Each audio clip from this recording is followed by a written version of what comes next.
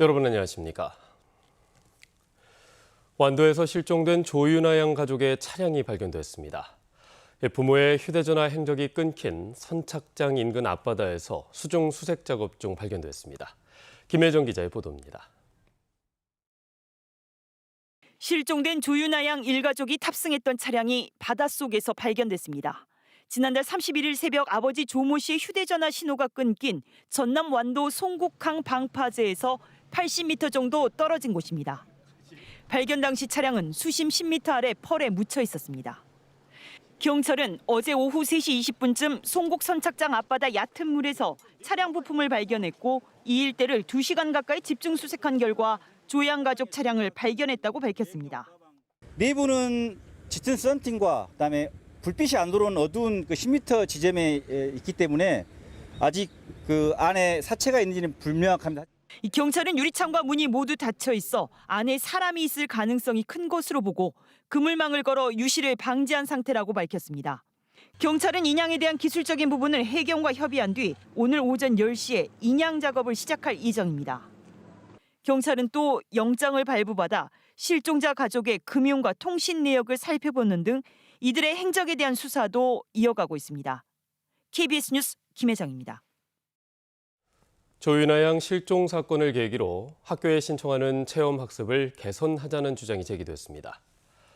학벌 없는 사회를 위한 시민 모임은 조 양이 신청한 교외 체험학습의 경우 학생의 안전을 살필 수 있는 대책이 부족하고 연간 허용 일수도 학교별로 다르기 때문에 안전하고 표준화할 수 있는 운영 지침이 교육청이 시급히 마련해야 한다고 지적했습니다. 지난달 말 가족과 함께 완도에서 실종된 조윤아 양은 실종되기 보름 전 장기 체험 학습을 신청했고 등교 예정일에 학교에 나오지 않자 담임교사가 경찰에 신고를 하고 나서야 실종 수사가 시작됐습니다. 민선 8기 광주시정의 현안을 짚어보는 연속 기획 순서입니다. 민선 7기에서는 광주 군공항 이전과 민간공항의 무한 통합, 혁신도시 기금 조성 등 광주와 전남 지역의 주요 상생 현안마다 결과가 좋지 않았던 게 사실입니다. 이번에는 좀 다를 수 있을까요? 유승용 기자의 보도입니다. 혁신도시 발전재단을 포함한 복합혁신센터가 들어설 부지입니다. 올해 하반기 착공 예정인데 정작 발전재단 기금 조성 계획은 수년째 제자리 걸음입니다. 관련 용역까지 마쳤지만 자치단체 간 갈등으로 지난해 사실상 파기됐습니다. 2021년 광주공항의 무안공항으로 통합 완료, 군공항 이전 협력을 명시한 2018년 합의는 민선 7기가 끝나며 휴지 조각이 됐습니다. 지난 4년 동안 전남과 광주의 상생은 결정적인 장면마다 삐걱거렸습니다. 김영록 전남지사와 강기정 광주시장 당선인이 최근 나란히 상생 과제를 구체적으로 언급한 게 주목받는 이유입니다. 가장 큰 현안인 군공항 이전은 국가주도 특별법을 추진하기로 했고 반도체 공장 유치, 국립의대 설립 등을 공동 과제로 제시했습니다. 반도체 특화단지를 광주와 전남에 만들자. 전남과 광주가 함께 혁신해서 성공한다면 경제 공동체를 넘어서 생활권 통합이 가능해진다고 생각합니다. 관건은 단체장 간의 신뢰와 의지, 그리고 이를 보장할 수 있는 지속성입니다. 광주 전남 상생발전위원회는 민선 7기에서 4차례만 열렸는데 관련 조례가 없고 시도지사 외에 위원도 따로 없습니다. 광주와 대구 간 달빛 동맹이 관련 조례를 근거로 40명 이상의 위원회가 꾸려져 있고 올해는 경제산업분과도 만들어 협력을 확대하는 것과는 대조적입니다. 상생발전위원회를 좀 확장하고 기획단도 설치하고 나름대로 또 조례도 만들어가지고 자연스럽게 이렇게 서로 협의하고 합의해 나가지 않을까 이렇게 생각을 합니다. 한편 행정통합 제안으로 시작된 광주 전남 상생방안 관련 연구 용역은 경제통합에 방점을 두는 방안으로 다음 달 중간 보고를 할 예정이어서 그 결과도 관심입니다. KBS 뉴스 유승용입니다. 최근 전 세계 선박 발주량의 상당 부분을 차지하는 한국의 조선산업은 세계 최고의 경쟁력을 자랑하고 있습니다. 하지만 근로자들의 평균 연령이 상승하는 데다 젊은 청년 인력들이 멀리하면서 인력 문제가 심각합니다. 수주량에 가려진 조선산업의 문제점을 김광진 기자가 취재했습니다. 최근 해외에서 선박 수주가 활발한 전남의 현대사모중공업과 대한조선의 수주 물량입니다. 지난해 신규 수주 물량이 64척, 64억 달러로 2016년에 비해 수주의 기준 7배가량 늘었습니다. 이처럼 일감은 증가했지만 국내 조선소의 생산 기능직의 인력은 지난 2014년 17만 명에서 지난해 7만 명으로 60%가량 감소했습니다. 주요 인력 공급원이었던 특성화고와 마이스트고 출신자들이 이른바 3D 업종으로 분류되는 조선소 취업을 꺼리고 있고 다른 제조업보다 35%가량 높았던 조선업계의 평균 임금이 주 52시간제 도입으로 잔업 등이 사라지면서 오히려 25%가량 낮아졌기 때문으로 분석되고 있습니다. 이처럼 청년층의 유입이 줄어들다 보니 기능 인력의 평균 연령은 점점 높아지고 있습니다.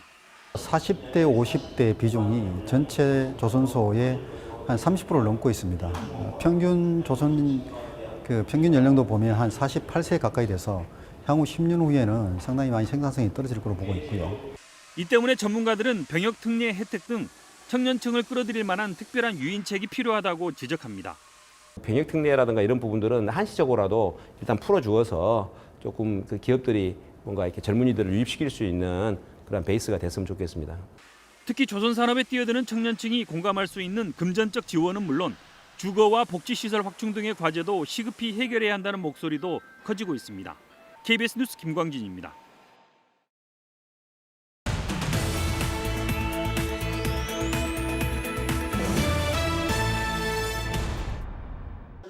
수산식품 개발과 가공을 위한 해남군 수협 수산식품산업 거점단지가 조성됐습니다. 수산식품산업 거점단지는 연면적 5,000제곱미터의 지상 3층 규모로 수산물 전처리 시설과 식품 안전관리 인증 기준에 부합하는 전복, 김 가공시설 등으로 이루어졌습니다. 목포대학교 도서문화연구원의 찾아가는 섬 아카데미가 2022년 유네스코 지속가능 발전교육 이른바 ESD 공식 프로젝트로 인증받았습니다. 이번 인증에 따라 연구원은 3년 동안 프로젝트와 관련해 ESD 인증제 공식 인증 마크를 사용할 수 있습니다.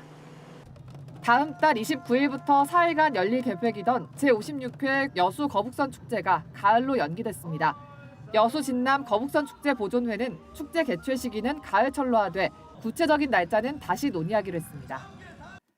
광양시는 여름 휴가철을 맞아 백운산을 중심으로 산림 내 불법 행위에 대한 특별 단속에 나섭니다.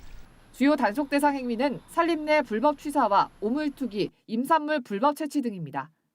지금까지 단신 브리핑이었습니다. 남부대학교에 조성 예정인 한국수영진흥센터 건립 사업이 설계 공모와 관련한 잡음으로 차질을 빚고 있습니다.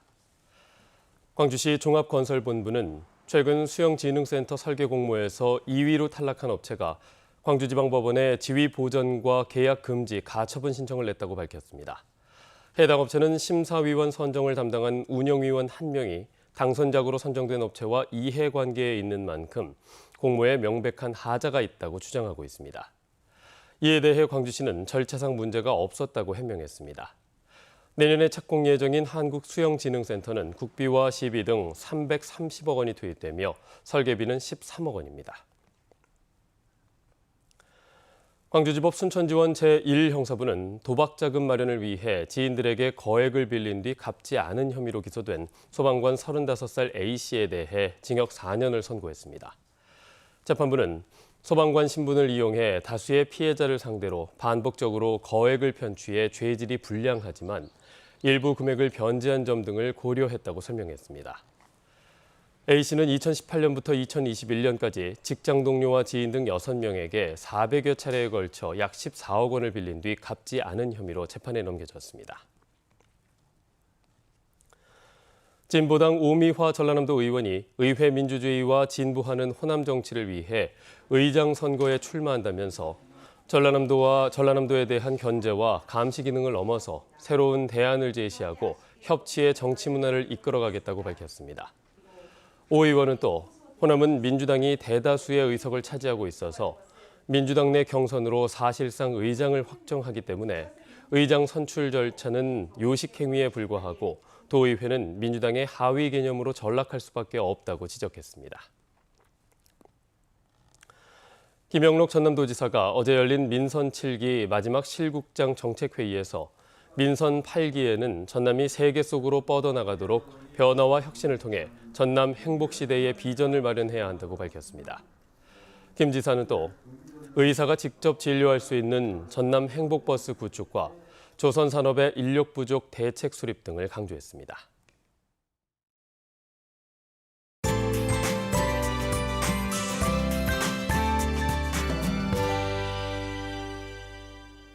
정체전선이 남북을 오르내리며 비를 뿌리고 있습니다. 밤사이 중부지방을 중심으로는 꽤 많은 비가 내렸고요. 광주 전남 지역도 곳곳에 현재 5mm 안팎의 약한 비가 내리고 있습니다.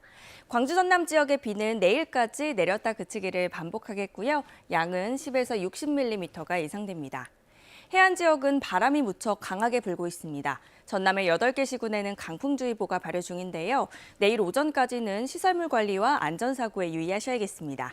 다음은 자세한 지역별 날씨입니다. 아침 기온 광주와 장성 25도 등으로 밤 사이에도 열대야가 나타났고요. 한낮 기온 광주 29도까지 올라 덥겠습니다.